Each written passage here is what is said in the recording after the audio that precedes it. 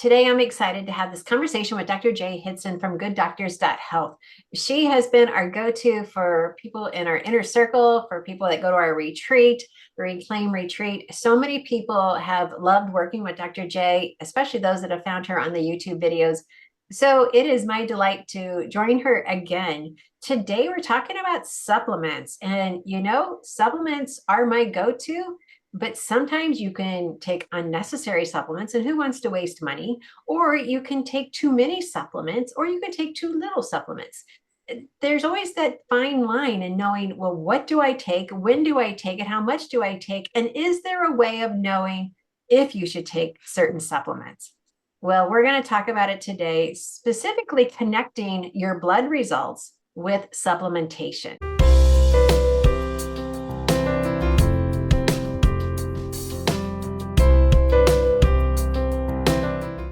So, Dr. Jay, thank you so much for joining us today. Oh, it's wonderful to be here. Always is, always is. All right. So, where would you like to start? I mean, kind of in our talk before we came on, we were talking about vitamin D. I mean, that is one I preach and preach and preach because most people, when they show me their blood work, they're at 17, 22, 25. And I just have to say, that's not going to do it. We have got the supplement. Human beings, there's very, very few things that are completely universal.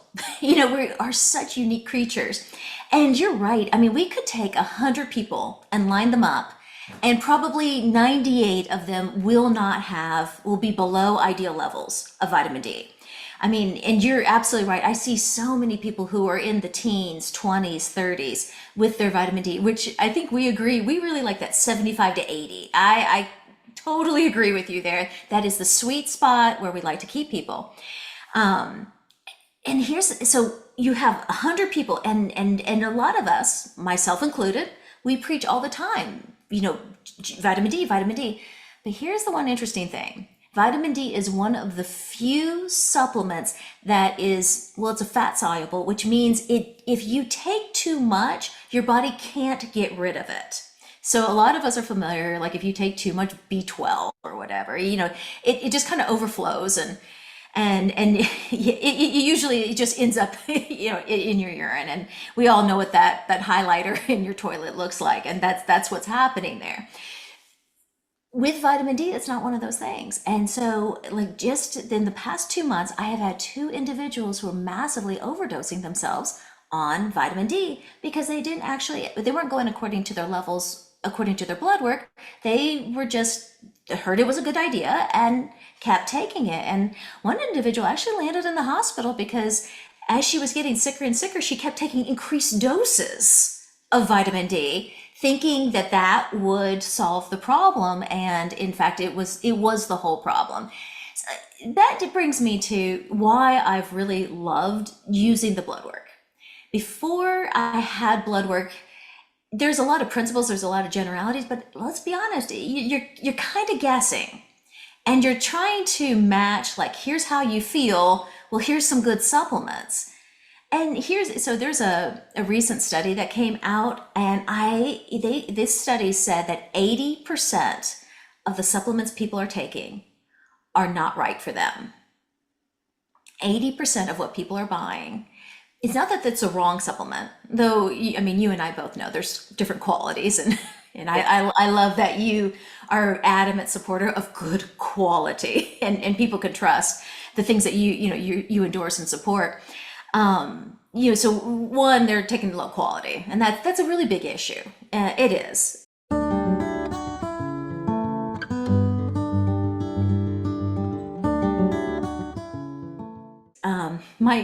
My guru, who taught me a lot of the things that I know, he was talked about some of the drugstore stuff, that you buy off the shelf, and he said, honestly, you're better off eating the box. At least you get some fiber that way.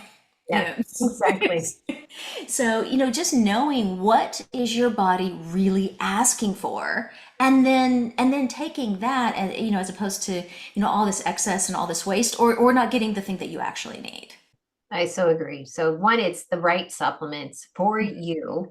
And Right. then are you even able to metabolize that supplement? So a lot of factors here. So you are the specialist in blood work and getting it done and having it analyzed and then meeting with clients, which is so Everyone just raves about that.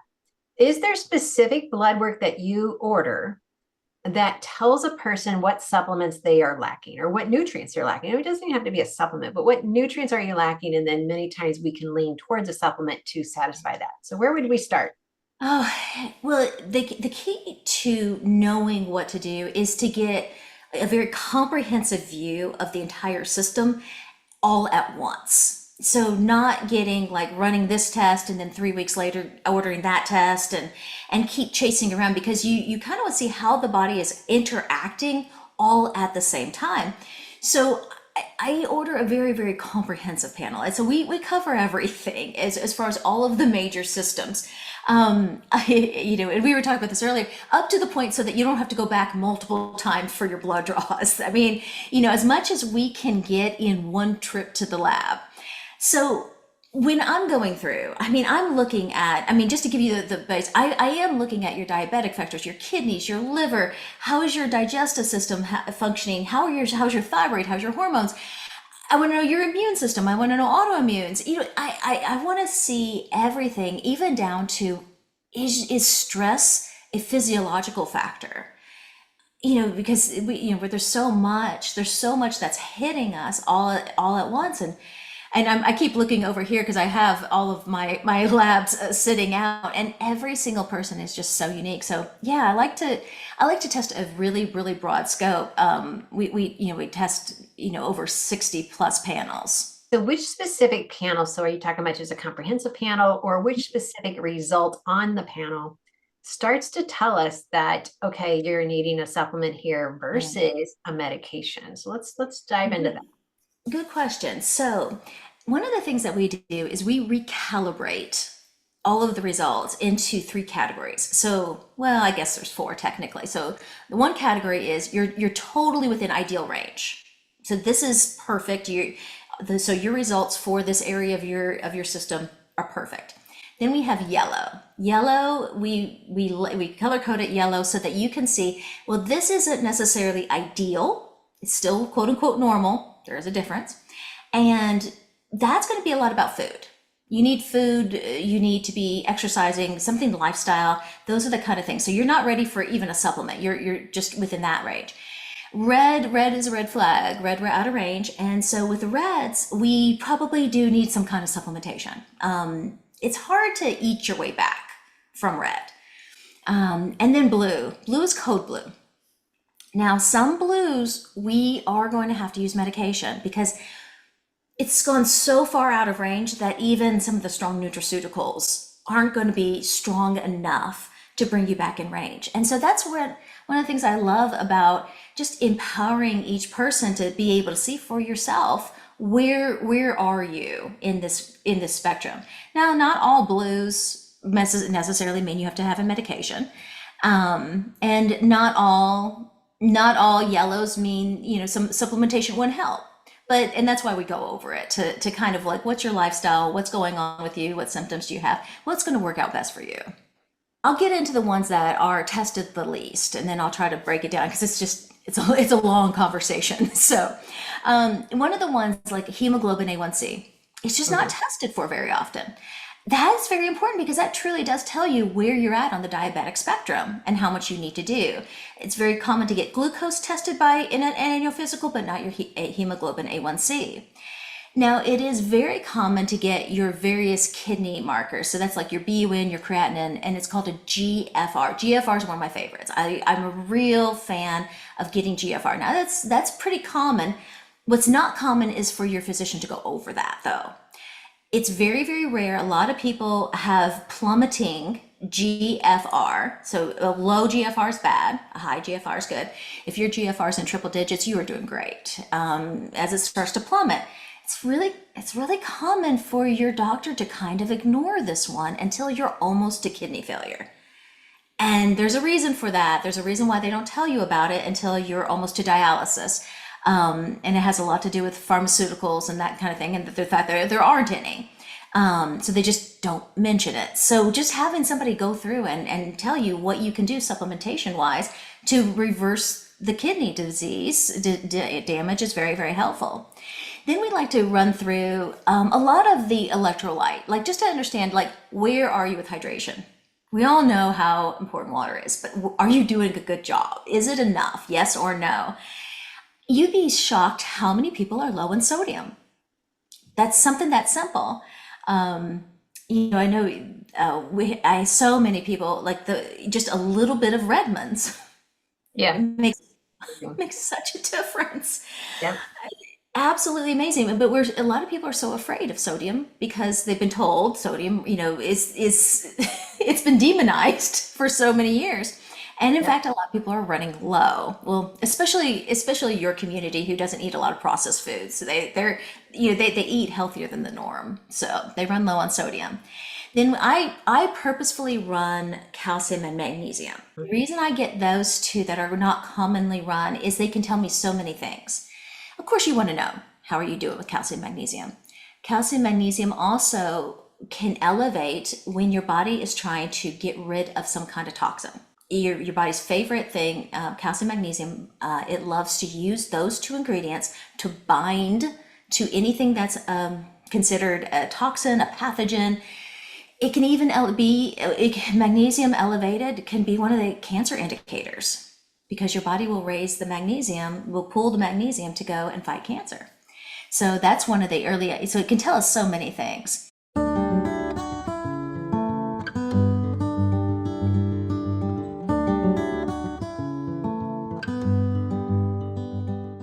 I really love using protein, like protein albumin globulin. I really love those to understand how the digestive system's doing. So many people show very, very low in protein. A lot of people just aren't eating it. But then the other factor is a lot of people aren't digesting it. And this is the thing you and I have talked about quite a bit. Like, why is everybody so low in protein?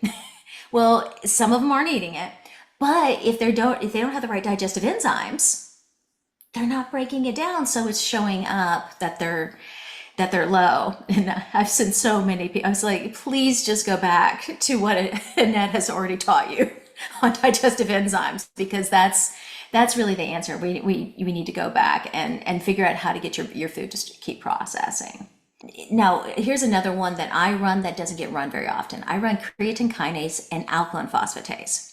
It tells us a lot about your muscles and your bones. It catches so many things. So, when creatine kinase is extremely elevated, that can indicate many, many different disease processes before you actually have any symptoms. I actually got a call from the labs just this past week. A gentleman, they called me and they said, hey, you need to check on this patient. You need to make sure he's still alive.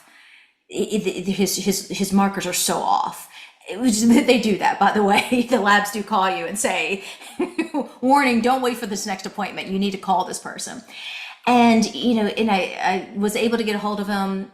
He was okay, but he had been doing a particular kind of exercise that was putting so much stress on his heart. It was one of those, like, almost to the point of exploding his heart muscle. And, he was getting ready to go to another one of these classes. The class is totally healthy for everybody else, but for him was incredibly dangerous. So just knowing alkaline phosphatase, that's bone material, knowing where you're at. Are you holding on to your bone material? Is it getting metabolized? I love knowing what the liver does. It's AST, ALT.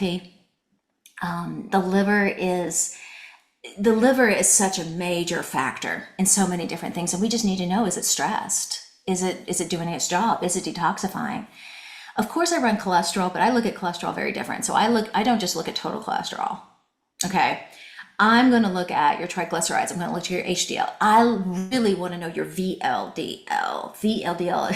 VLDL. The V does not stand for very, but I consider it like very bad. There's bad cholesterol and then there's very bad cholesterol. And I want to know what's the distribution, because some people, it looks like they have high cholesterol, but what they have is a lot of good cholesterol. And and that's really just not an issue. So, but knowing what to do there, of course, I run a full thyroid panel. Okay. So one of the things that a lot of people who are worried about thyroid, you're only getting a TSH ran. That doesn't really tell you enough, that is only going to catch a certain percentage. I can go through and like T4, T3, and then I run TPO antibodies. Because that indicate Hashimoto's. That gives us a lot of understanding just how well your thyroid is functioning. Now, I do run a full CBC chem panel. That you get those at most during your physical. That's going to tell you a lot about your blood. It's going to tell you a lot about your immune system.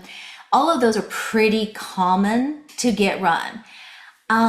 They actually don't offer a ton of information, but to be honest, that CBC panel, it costs like $1. So it would be silly not to run it, just in case you were like one of those few people who something in there was out of whack. But which is kind of ironic to me whenever, because that's like basically what most of, they run your cholesterol, they run a CBC chem panel. Your insurance company is out all of about $1.15. I mean, it is crazy how inexpensive that one is, but it's good.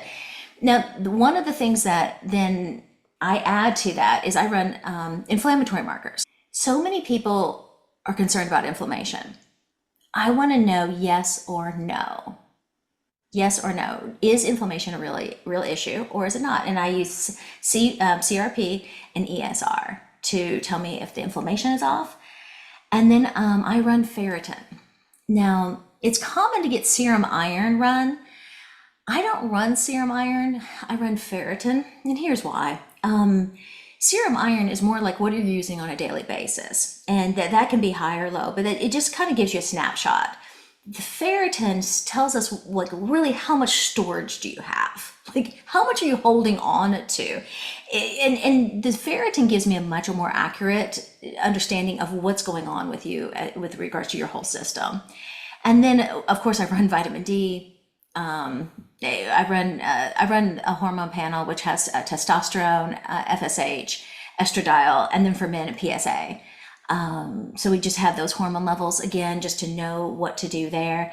B12, and then of course cortisol. I mean, that's a pretty good summation. That gives us a really, really great starting point for a baseline. And then here's my philosophy is basically if we can get all of those markers under control, let's see if you even still have any problems then. If you even have any symptoms or anything after that, then we can run a more advanced test. But why run all of that when, just getting the baseline takes care of, just about everything. The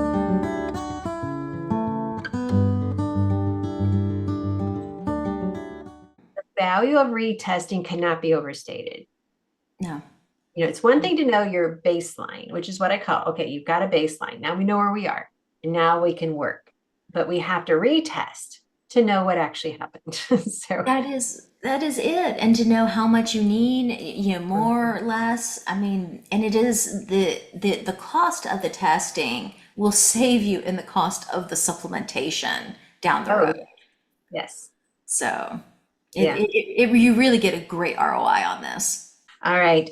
This is a lot to cover, and it's very good takeaway. So I'm excited for everyone who's listening to this and getting to watch this, just so we need to be able to take ownership of more areas of our health. One, you can order your own blood work. You can go through Dr. J. You can do different links. But when you get the results, it's best to have someone like you to talk to. But then we've also given them some very good takeaways that they can just start looking at. It's like, okay, there's no other opportunity every meal that you have in a meal to eat healthy. So we can't do blood. This is kind of fun. Like, I wonder if this is working. Well, we can't live our life double. So we either eat healthy and supplement wisely, or we don't, but we can't live the same day both ways. Right. To see, well, let me just do a split testing here. It's like, doesn't work that way. So doing everything we can to protect the life that we've been given, being mindful of it, being obedient, and just recognizing I don't have to handle every stress that comes along. And then you've given them amazing takeaways, like being able to just look at that blood work, because initially it looks like a foreign language, but now you've simplified it, you've broken it down, they've made lots of notes, and now they're like, okay, if I can take one thing away from this video, this teaching, what is it? and then they can take that and run with it. We've given them so many easy takeaways, and every takeaway brings us closer to this. All right, thank you for letting me share with you God's recipe for excellent health. And please, I know as you are listening to this, you thought of 3 people who should be listening to this too. So please share this video with 3 of your friends so that they too can learn. And don't just keep this all to yourself. It's too good for that. All right, thanks for watching.